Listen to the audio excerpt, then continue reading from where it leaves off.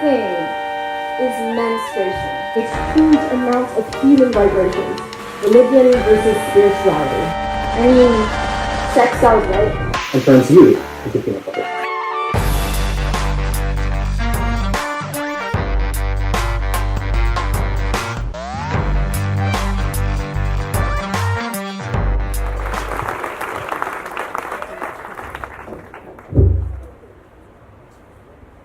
Nobody likes fuck kids.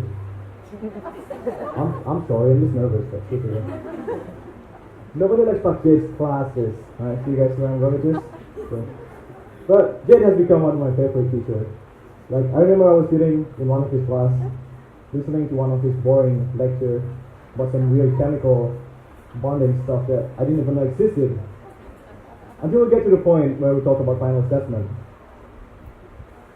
He came up with the idea about doing a seminar instead of doing a final test, and we all agreed. I mean, less pressure to get to present our stuff. He provided us with some topics about mining in Indonesia. So, and then I picked the one about gold mining because I like gold. You can see I'm wearing a gold necklace here. After we pick our topic, we need to find an article that are related to it. And during my research, my question was caught about this little boy named Ipang, who suffered from mercury poisoning because he was exposed to mercury since he was in his mother's womb. Unfortunately, their parents couldn't do much because they are poorly educated and relying too much on the traditional doctor, which is the Dukun. The Dukun said that the kid was possessed by some weird spirit like bat, octopus, and monkeys, and that's why he's acting all weird. So on his advice, their parents were forced to change their child's name from Ipan to Ipan and fed him a rice ball mixed with octopus and bat meat. From that story came a big question to me. Like, why are these miners doing such a dangerous mining and sacrificing their family? Sure, the answer is easy because people love money. Like, by mining, like you get like easy cash, like for 1 gram of gold you get 20,000 rupiah, it's a big deal. But from that question also came another question. There must be some activists, like, who at least trying to educate those miners. I mean, I can't be like the only person like to care about this. Like, there must be some people who did it before. Is there like a government role or a mafia? And the answer is, it's mafia.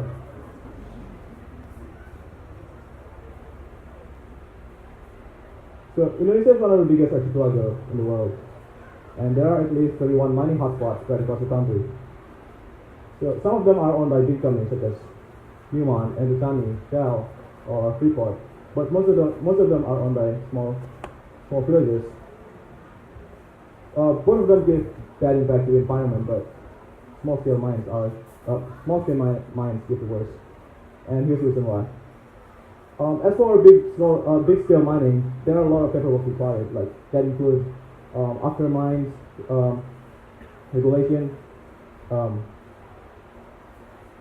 insurance for the miners, and etc.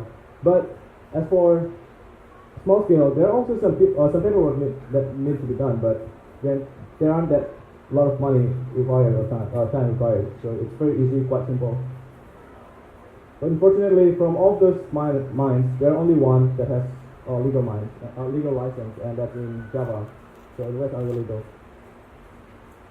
So why are miners doing this? First, tradition. If you grow up in a miner's family, like you couldn't do anything, you couldn't do much. Like you're gonna end up becoming miners as well. The second one is easy cash. As I said before, by getting 1 gram of gold from mining, you get like 20,000 rupiah. Imagine if you get like, I don't know, like 6 grams. So multiply that 400,000 rupiah by 6, you get like 2.4 million rupiah. Now mining doesn't require any specific education or knowledge or training, so you can just do it by yourself from looking from other people do it. So yeah, small scale gold mining.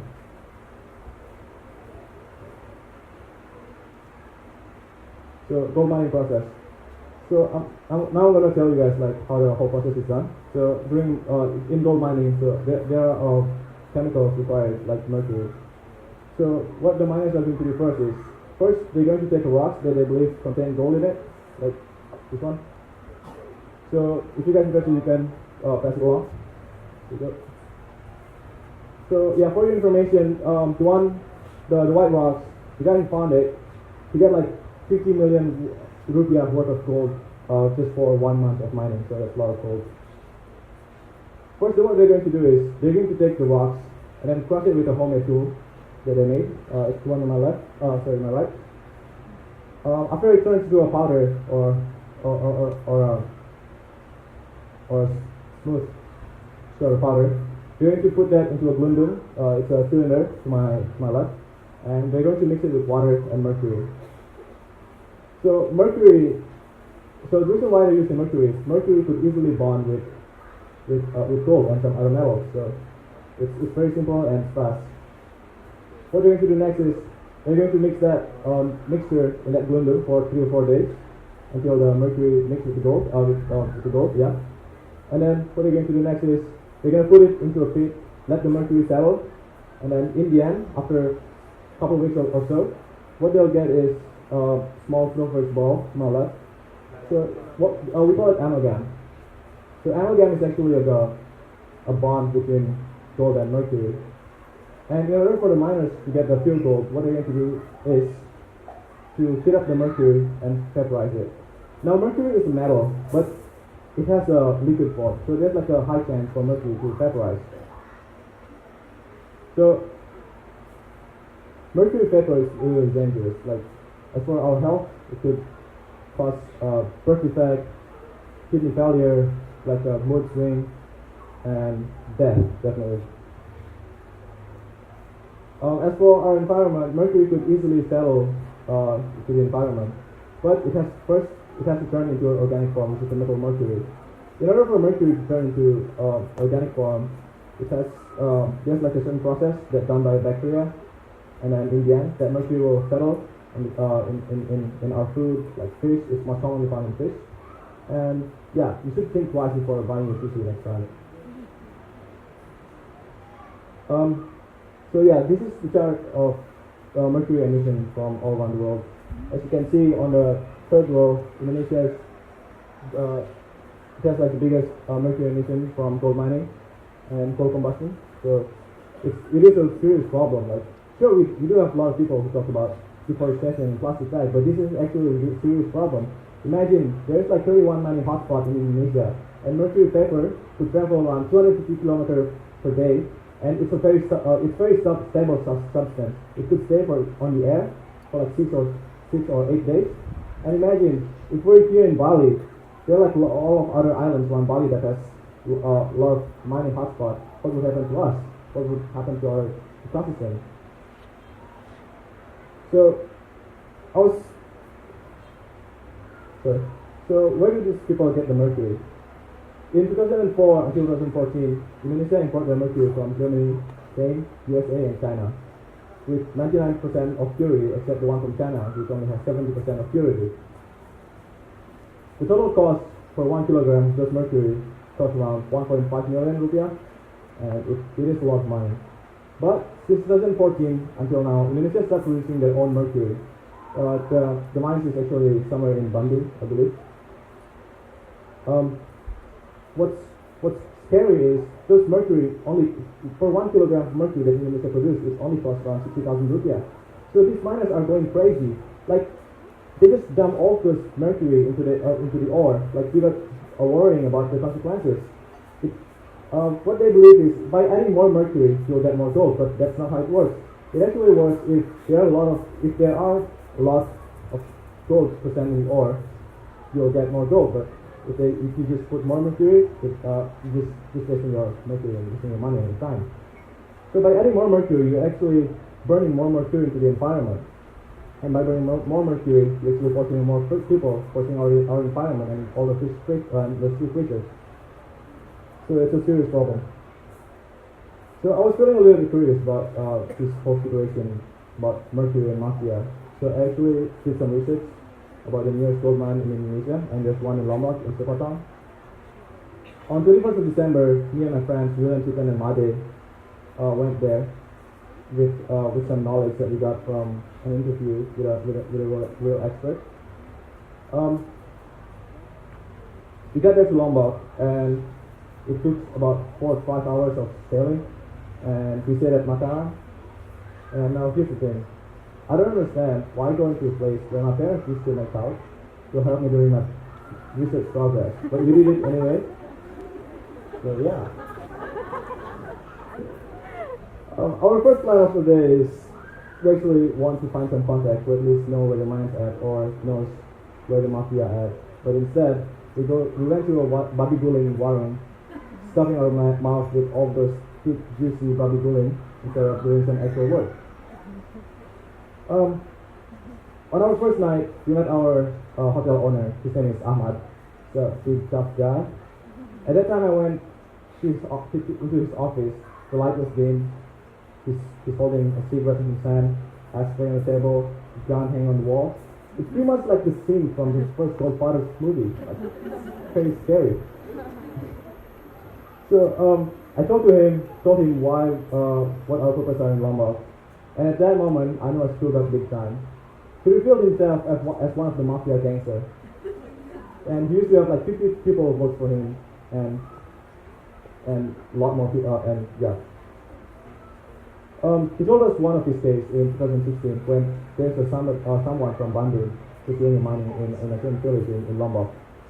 So in 2016, the guy came with 5.5 or 6 billion rupiah of worth of money. Gave it to him, and he said, "I want to do mining in this place." And Ahmad said, "Yes, okay, I'll take care of this."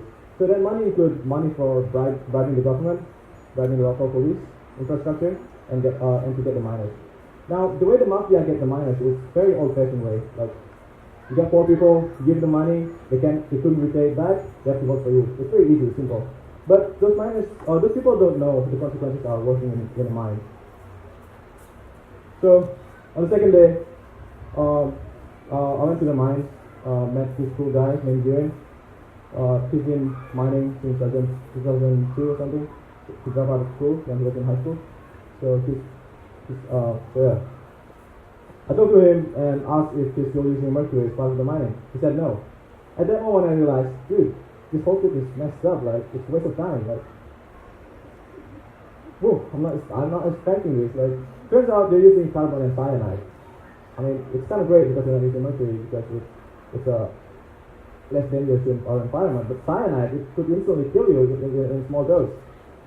So the reason why they're using carbon and cyanide is mercury is hard to find, and according to the Indonesian law in 2014, Farm and Dot number 75, all types of mercury are illegal except for science and life purpose. So the miners turns out using carbon and cyanide at the moment. So the process are almost quite the same. First, they're going to crush the rocks, put it in the grundu without mercury, with just water, and after 4 or 5 days, they're going to put it in a sack and then take it to a certain place with that huge tube to my life. So what they're going to do next is that tube could contain 25 liters of water, so that's a lot of water there. What they're going to do next is they're going to put all of those ore into the tube, add some cyanide and carbon, and mix it for a couple of weeks, sometimes 7 days until 9 days, somewhere between there. So how does the chemical thing work is that cyanide actually lifts up and broke the bond between the gold and the ore, and the carbon would hopefully bond with the gold, because carbon could easily bond with anything.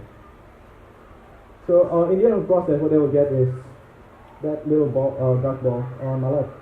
It is actually carbon and gold bonded. So what they're going to do next is same thing, same drill as with mercury. They're going to vaporize the carbon, burn the carbon, get the gold, but not the gold, it's the sponge gold. They still have to melt that sponge gold to get the pure gold. Now this process is actually quite safe, but what they're doing is they're doing it in open air. So if you go to the top of the tube, you can smell the cyanide. It smells really bad. Me and my friends actually went up to on the tube, and gotta say, it's not my proudest moment.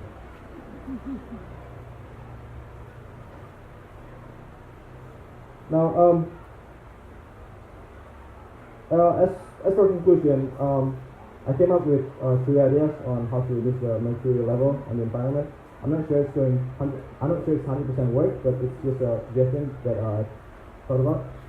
So the first one is create a tube. The problem with mercury is mercury could easily accumulated to our environment and will end up into our body. But what if we isolate those mercury and the remaining from the mining into a certain area that are far away from the pedestrian or villagers? So we could actually reduce the number of mercury. In nature, mercury would also settle at the bottom of the ocean, but that would take like a lot of years to happen. Next one is this to place a new law. It is we as a people, like, we couldn't do much. It's up to the government, like government control us. So if we could just make a new law, like banning all types of mercury except for science and lab purpose, like for the whole Indonesia, we could actually reduce the number of mercury in the market and the environment. Next one, to buy recycled gold. Gold has been recycled for like hundreds of years, and you couldn't tell if the gold you're wearing is recycled or not. So by buying a recycled gold instead of buying a new gold, you could actually reduce the number of mercury because less mercury used in mining. You still get the gold, it's worth the same. So yeah, I mean, do you really want peanut butter and sushi with mercury? No, right? Thank you.